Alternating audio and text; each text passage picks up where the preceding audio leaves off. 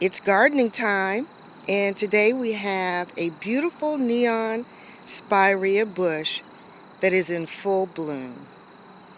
It has beautiful magenta flowers.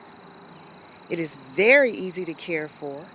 You fertilize once a year in the fall or in the spring.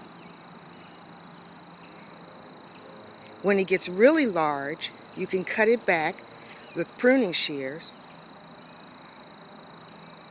It doesn't get diseased. The bugs don't like it.